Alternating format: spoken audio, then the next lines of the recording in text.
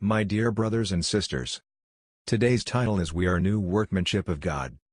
Meditation with Ephesians chapter 2 verse 10 says, For we are God's workmanship, created in Christ Jesus to do good works, which God prepared in advance for us to do. In the New Testament, there are two things God has made, namely God's workmanships. The first is the created worlds in Romans chapter 1 verse 20, and the second is we who believe in Christ in Ephesians chapter 2 verse 10.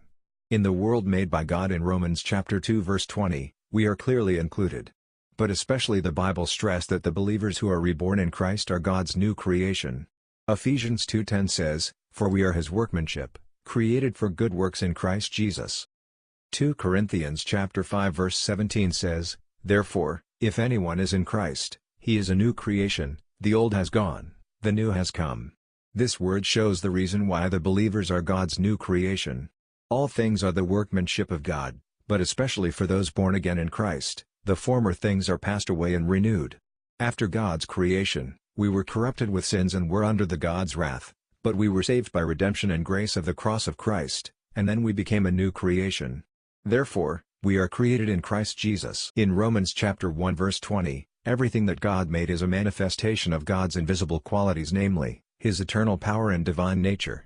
This is the purpose that God created this world. However, in Ephesians chapter 2 verse 10, the reason that God created us as the new creation is for us to do good works. God prepared for this.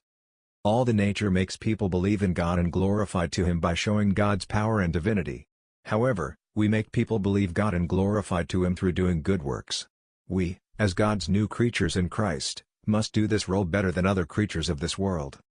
Ephesians chapter 2 verse 10 says, For we are God's workmanship, created in Christ Jesus to do good works, which God prepared in advance for us to do.